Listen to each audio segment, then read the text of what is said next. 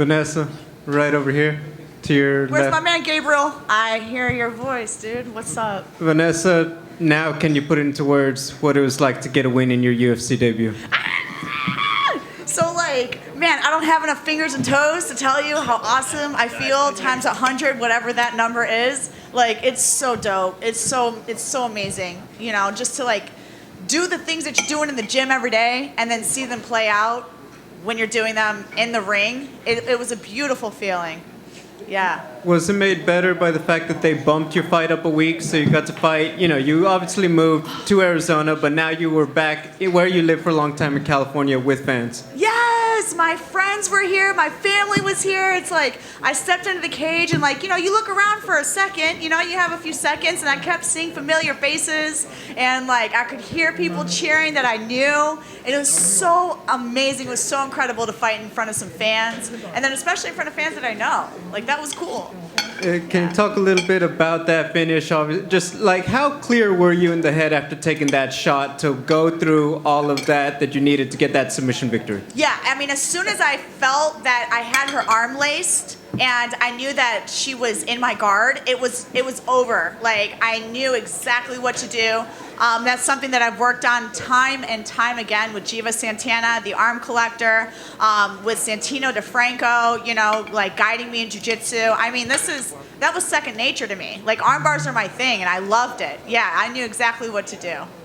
Little Birdie told me you didn't know you were going to do the splits at weigh-ins until right before. Did you know you were going to jump into Joe Rogan's arms before you got to that interview? That part I did plan. I wanted to do that so badly, and I'm so glad that he was like welcoming to it. It was so cool. That was a cool moment.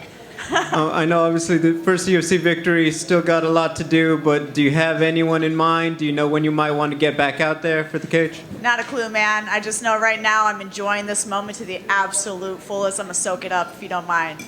Congratulations. Let's go. Thank you. Thank you. Vanessa here to your far right. What's up? Colin Crandall, MMA Power Hour. We spoke a while back. So when you come in and have a huge fight like this in the UFC and you get knocked down, you came back in an amazing fashion. What did you feel like as you got knocked down? Was it, oh shit, did you not see it? What was going through your mind? Yeah, I didn't see that at all, you know? So it's like, now I'm on the ground and I didn't stop to question myself. I feel like when you kind of go through the motions in your mind, all that's doing is taking away energy from what is happening. So instantly I was like, nope, I have an arm, I'm in the guard, let's go. I don't care how we got here, we're here now, let's do this. Yeah. How did she feel compared to what you were expecting as far as strength, speed? She hit hard, you know, and it's funny because obviously I've had a lot of MMA fights, and every time I get hit with these little gloves, I'm like, whoa, that's harder than I thought it was going to be. So, absolutely. Yeah, you know, she does. She hits hard, and obviously, as you saw. But it wasn't any sort of strength that I didn't feel like I had handled in the past, so, you know, I adjusted. When did you know you had the arm bar, and how confident were you? The minute I had the overhook, that's when I knew. Yeah. Fantastic. Congratulations. Thank you so much. Thank you. Vanessa over here on your left.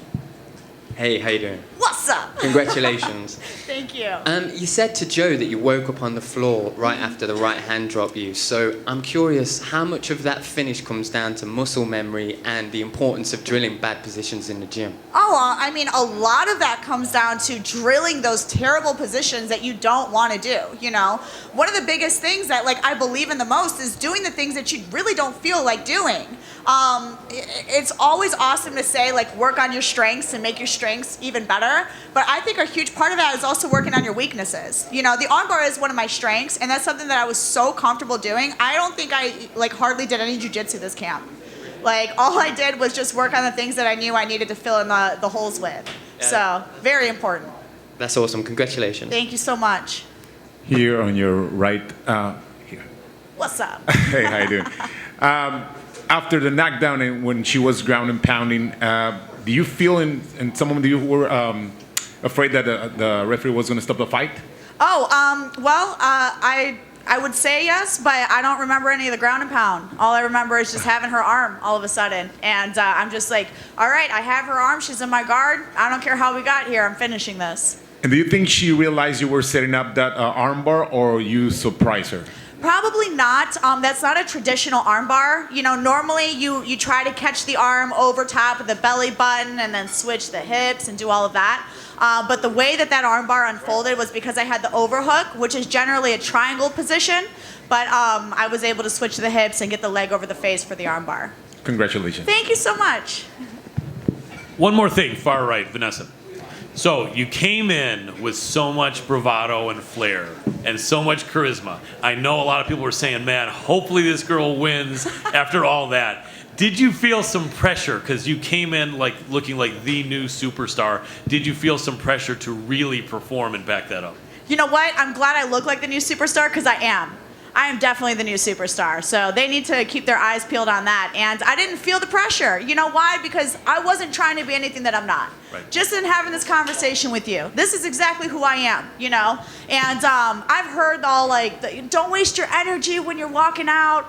You should see me in the freaking locker room, man. You'd think that was all the energy anybody has. Like, I am exactly who I am in that moment, and I just can't be anything else. You know, like I can't be anything else but myself. Absolutely. So if that's what the fans like, freaking cool, man, because they like me for me. Absolutely. So that's really dope, though. I appreciate that. I appreciate that compliment. Definitely. And doing the splits, do you have a gymnastic background or is it just karate or how do you do that so amazingly? Yeah, that's my stripper guard right there. So Nice. I don't think it's a secret. I was an exotic entertainer for 13 years. And I didn't actually say this on the mic, but I'd like to say it right now.